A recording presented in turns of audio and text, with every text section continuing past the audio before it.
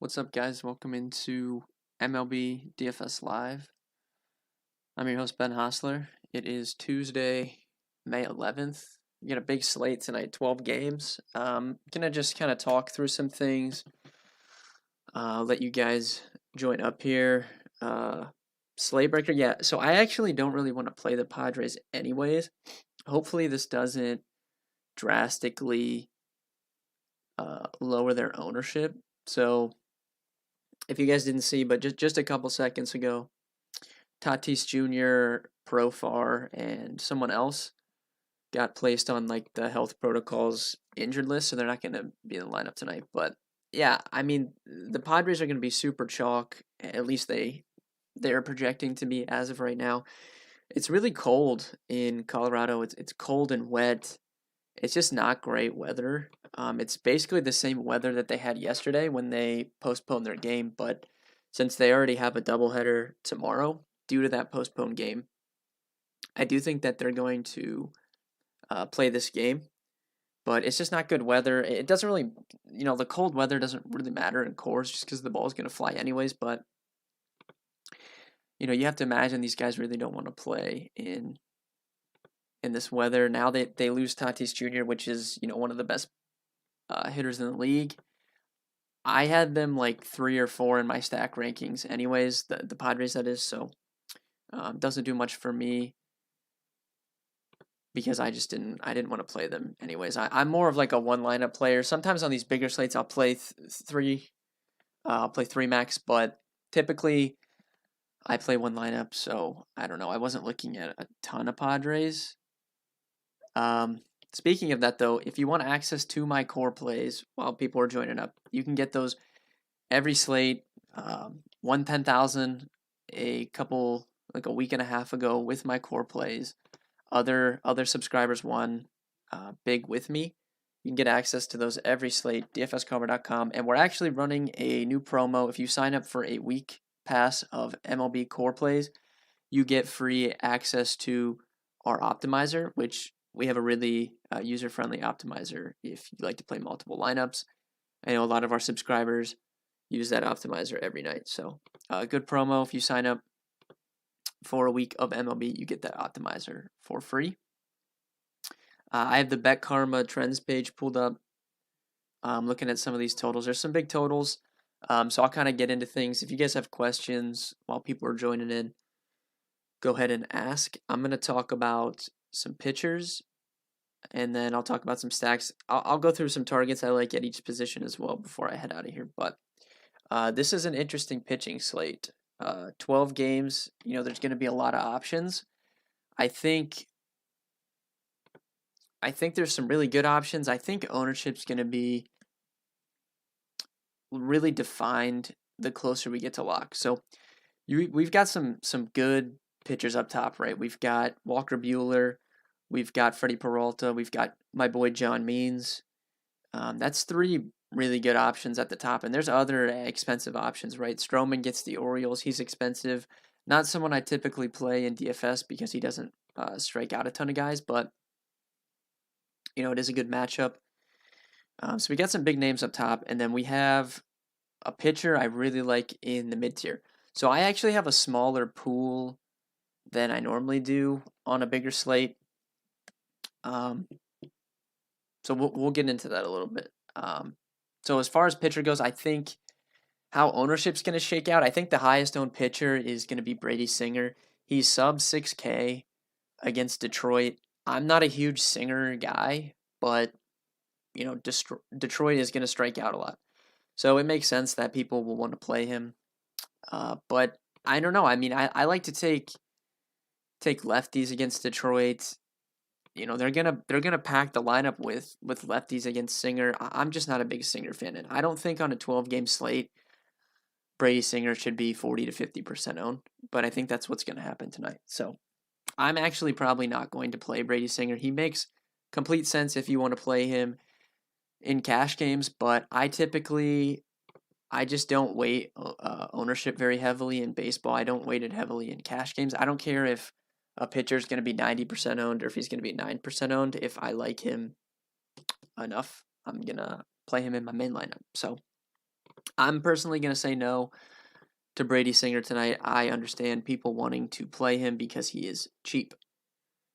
So the pitchers I like, I got 4 guys. Walker Buehler, number 1. I'll rank these guys not necessarily in order, but just these are the guys that I really like tonight. Walker Buehler, Freddie Peralta, John Means, and Dylan Cease. That's the 4 guys that I have really standing out above everyone else on the slate. That's 3 high-priced guys and 1 mid-tier. So you can go double spend up, I think, if you want, or you can take one of the spend up guys and pair them with Dylan Cease. Bueller, I think, is going to be the highest owned. I think most people on DraftKings are going to be playing Brady Singer and Walker Buehler together. Bueller sub 10K. He gets the Mariners. We can scroll down here. You see Seattle 2.4 implied run total. Big minus 235 favorite for Bueller. He's looked pretty good in his last couple starts. So I think people will be playing Walker Buehler, sub 10K, no secret. And it's easy. You pair him up with Singer. You can play Coors Field. Some of them Padres are cheap. Cronenworth, Trent Grisham. You don't have to worry about spending up for Tatis Jr. tonight. So I think it's pretty clear just the chalk build on DraftKings. Padres, Walker Buehler, Brady Singer, call it a day. That's completely fine if you want to play that in cash games. But I tend to play a little bit differently. I don't have any problems going that route. But there's other spots I like more. So Bueller, I think is fine. You can play him in all formats. Really, really like his matchup, and I like what I've seen from him. Means, I think, is going to be the lowest owned of the top guys. One, he's the only guy over 10K. He's coming off a no-hitter. He still doesn't have that name brand, right? Like, he doesn't have the Walker Buehler name brand, even though he is coming off that no-hitter. But I don't know how you can argue with what he's been doing. He has been a little bit lucky with his batting average on balls in play, but I mean, his xFIP's below 4, 30% strikeouts, 16% swing and misses. He's just a good pitcher. He's been working ahead in a lot of his counts. And when you do that and you have a really good changeup like he has, like a money pitch that you can go to get a swing and miss, get a strikeout with, it makes sense that he's having success. The Mets, I mean, on paper, their offense is decent, but they haven't been to start the season, right? I think they're still bottom 3 in home runs as a lineup. And if you look at their lineup that they rolled out today, it's just not a super great lineup. And that's reflected in their team total here. You see they're opened at a 4.2. They're down to a 3.9 under 4. So I think Means is going to be low owned. I think he's a good tournament play. And I think you can pair him with Bueller pretty easily if you want to on DraftKings in tournaments. And then we have Freddie Peralta. I don't know what to make of him ownership wise. He's projecting right now for really high ownership. He's actually projecting pretty even with Bueller in terms of ownership right now.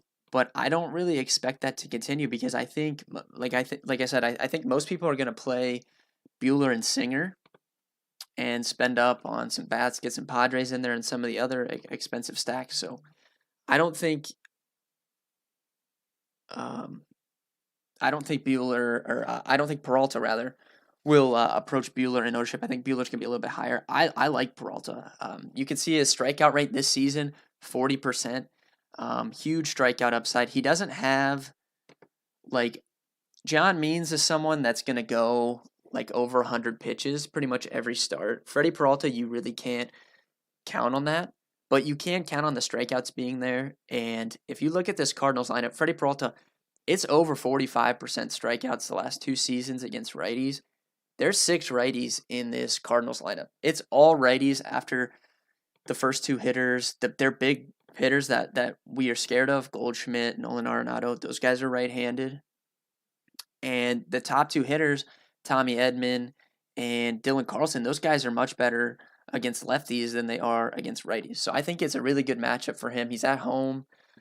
I think there's strikeouts to be had in this Cardinals lineup, especially after those top 2 guys. And I think it's just a good matchup. And I like his price point. I'm good with Freddie Peralta in all formats. I think you can pair him up with Bueller if you want. So I would probably rank them Bueller, Peralta, Means in terms of the top guys, but I think all three are good plays. And then Dylan Cease, I've been waiting to play Dylan Cease the last couple days. I'm really excited. I don't think he's going to be high owned because we have Singer for 1,200 less against Detroit, but I'm really liking what I've seen from Dylan Cease. So the White Sox got this new pitching coach heading into this season. I've been on Rodon a lot this year. I was on him for that no-hitter against the Indians. It seems to be working for Cease as well. He's coming off 2 huge games. And his last start, he started using, there's an organization, Codified Baseball. Some big pitchers use this. Guys like Shane Bieber, Marcus Stroman, Lucas Giolito, his teammate, uses this. So they kind of design these graphs and these charts for these pitchers to use. And he was implementing it in his last start, had a really big start. And then when you look at this Twins lineup, I think they're much better against lefties than they are against righties. They're still missing Buxton. Kirilloff was on fire. He's still on the injured list. So there's strikeouts that if you look at the last 2 seasons since the start of 2020, over 26% strikeouts against righties for this Twins lineup. Their team total opened, let's see if I can find it here. Team total opened at 3.9, dropped down a little bit to 3.8. I think this is a really good spot for Cease. I don't think people have caught on to him kind of breaking out. They're going to see the walk rate. They're going to be scared off of him, especially with Singer cheaper. I don't think people will play Dylan Cease on this slate, but I really like him. I think he's one of the better plays, and he's in consideration for me for my main lineup. I think it's likely that I play Bueller and Peralta together, or I play one of Bueller and Peralta and Dylan Cease. I think is the way I'm leaning right now. So if you guys have questions on any other pitchers, like I said, it's really like a 4-pitcher pool for me today, despite it being a big slate.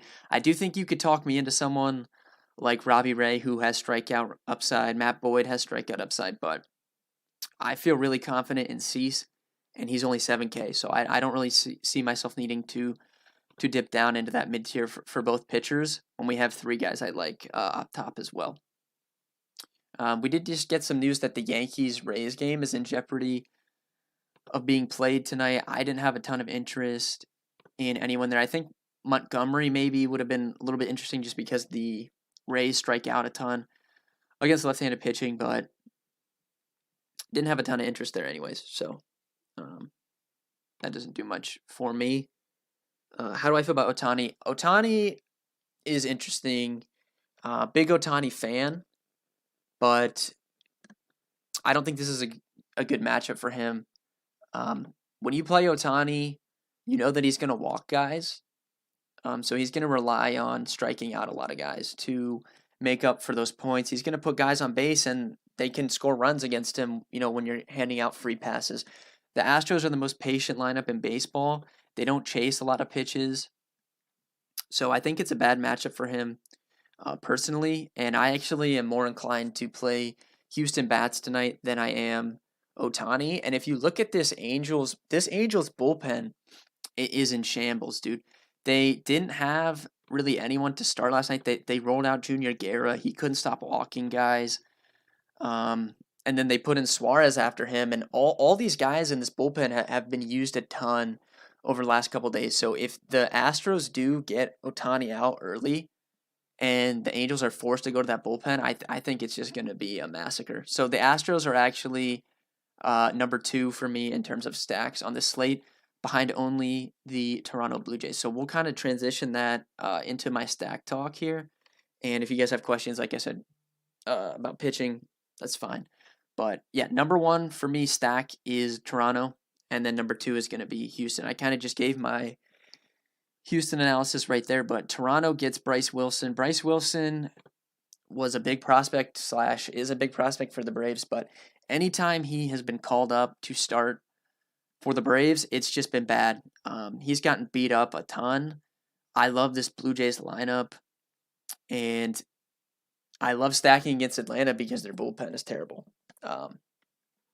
So yeah, I love Toronto tonight, and I love Houston, and I think both stacks are going to be lower owned than the Coors Field, the Padres. So I think it's a really good night. I like those two stacks a lot. You also have the Nationals, who I think could pick up some ownership against Chase Anderson. Chase Anderson is a good. Their team totals up over 5. They're cheap. Like outside of Soto and Trey Turner, really everyone like Josh Bell's cheap. Starlin Castro's cheap. A couple other outfielders are cheap. So I think the Nationals could pick up some ownership if people are going to double spend on pitcher just because of how cheap some of their guys are. But it's a good spot. Philly doesn't have a great bullpen either. Anderson gives up home runs. I have no problems playing some National guys today. Colin, what's up? Bryce Harper night. I like Bryce Harper. I was on him a lot over the weekend. Didn't necessarily work out. He's actually had a little bit of a cold stretch here, but yeah, I have no problems picking on Fetty with guys that hit home runs. So Bryce Harper is completely fine. I think he'll be really low owned on this slate, so you don't have to full stack the Phillies. You can just one off Bryce Harper, and I think that's a good move. But yeah, I think stack wise for me, number 1, Toronto, number 2, Houston, number 3, Washington, and then you could throw the Padres in there. But I just don't. I don't love the Padres tonight. It's cold. Like I said, it's really wet there. They're going to be high owned. They just lost Tatis Jr., so that's taking out one of the best bats in the league. So I'm probably gonna fade the Padres tonight, and if it works out, I'll take my chances. If it doesn't, I'll accept it. But if you tell me that you're gonna play the Padres as huge chalk with Tatis not even in the lineup in a game where it's like 40 degrees and cold and wet and raining, I don't know. I don't love it. It makes sense for cash, but for tournaments, I don't love it tonight. Phillies, yeah, I'm cool with Phillies in tournaments for sure. Fetty will give up home runs. He's increased his strikeouts this season, but the swing and misses still aren't there. I haven't dug in a ton to that, but there's power in this Phillies lineup, so I have no problems playing Philly if you want to. The other lower owned one I would mention is the Marlins here. You can see their team total isn't huge, only 4.1, but I know Bumgarner's been good recently, but I still like taking righties against him. And the Marlins have some righties that hit home runs, right? You think about Jesus Aguilar, Adam Duvall, Cooper, Anderson. Those guys have power, all of them. So I do like the Marlins for like a lower owned one if you're playing like a larger field tournament, the $10 or whatever on DraftKings. You could look at the Marlins. Speaking of that, there is a good tournament on DK tonight, $111, 100K up top. I'll be in there with my core plays. So if you wanna tail me, dfskarma.com/MLB, you can get access to my core plays for tonight's slate. And like I said, if you pick up a weekly membership, you get that free optimizer access. And people, when I mention the optimizer, people think, oh, I'm not 150ing a tournament, but you can get in those smaller tournaments and practice, right? They have 5-cent tournaments, they have quarter, $1 buy-ins. Good way to practice MME, and I actually enjoy doing it. Like the quarter contests on DraftKings are actually the softest contest that they have, even more so than like the double ups, the single entry ones. Like those quarter contests are the softest it's gonna get. So I actually like playing that quite a bit. I'll quickly go through my positional plays here. I've talked about pitcher stacks. If you have questions, ask away, but I'll talk about my top positional plays here. Catcher, I think there's some good spend ups. You have Real Muto, he's been locked in. You have Salvador Perez down to 4,500 against the lefty. I like those two guys up top. If you're looking for cheaper guys, you have Dalton Varsho under 3K. Yan Gomes doesn't get the lefty, but like I said, I think the Nationals are cheap and they're going to get some ownership today, so you could look at him. And even though I like John Means, you do have James McCann. Historically has hit lefties very well. So you could look at him for cheap as well. First base, Vlad Jr., far and away my top first baseman. He's my favorite batter on the slate, my favorite play on the slate. Love him tonight. Josh Bell, I think, is going to get some ownership given how cheap he is. So you could look at him in all formats. Matt Olson, don't love the A's tonight. Nady Eovaldi's been pretty good. I respect his stuff a lot, but I love Matt Olson.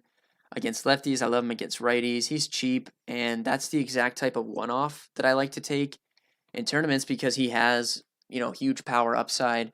You don't have to play multiple A's. You can just one-off him and hope he hits a home run.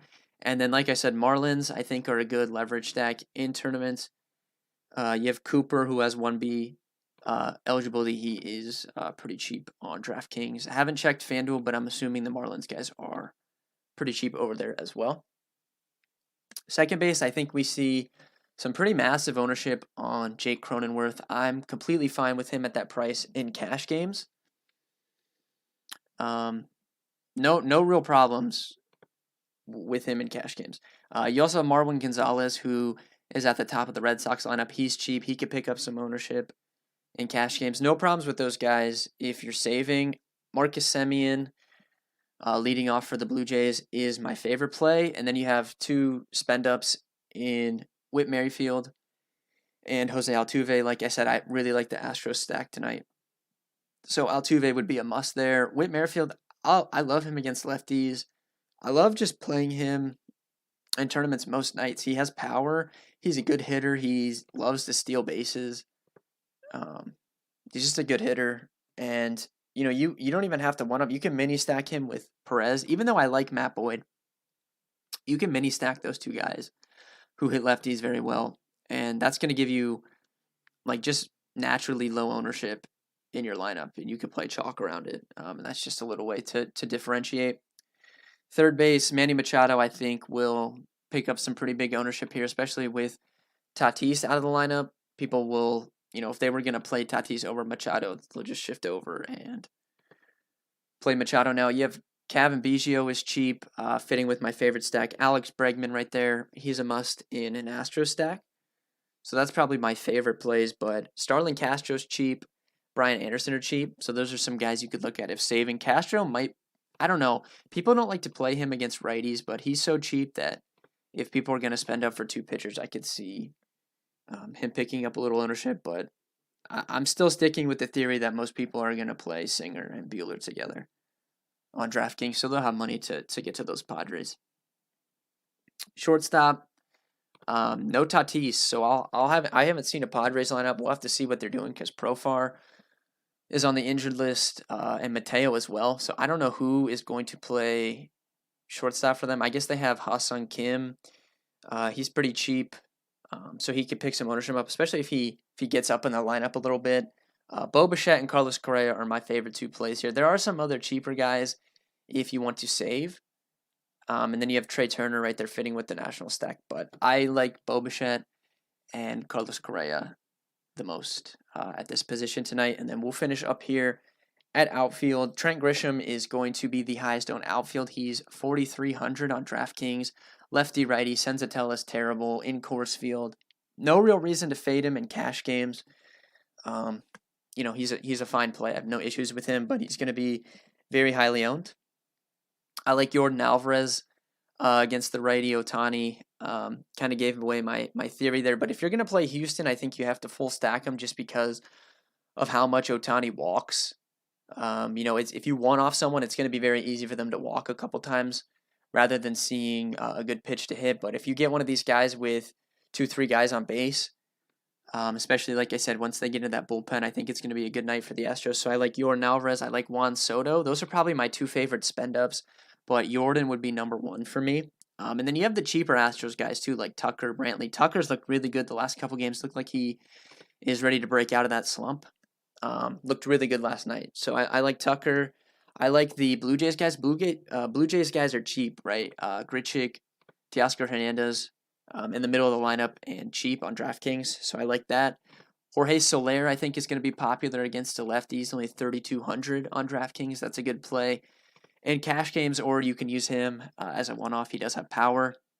And Adam Duvall against the lefty I mentioned. I think some of the Marlins righties are good plays in tournaments. That about does it. I think I covered the slate decently well. If you guys have questions last minute, get those in. I'll answer. But yeah, I think this slate is pretty straightforward for me. I think I'm gonna play, Buehler Bueller and Peralta, or one of those two, and Cease. And then I really like the Blue Jays, and I really like the Astros. Tucker's barreling the ball. Yeah, he was getting unlucky for a while there, and then Sunday, huge game, and last night, huge game as well. So you can continue to ride Tucker while he is affordable on all sites. Thank you guys for watching. I appreciate it. Like I said, dfscomer.com. We have a new article we're putting out every day, the slate breakdown. It incorporates a lot of Sam's data tables into it. It's a really good article. I write it on Monday and Saturday. Bales takes it on Tuesdays and Fridays, and Rube writes it on Wednesday and Thursday. That's free on the website. Go check that out. And like I said, pick up a membership if you're interested in tailing me tonight. I'm going to be in that $111 GPP on DraftKings. And if I don't win it, hopefully someone that's watching this stream takes it home. So good luck tonight, guys. And I'll be back tomorrow with Bales.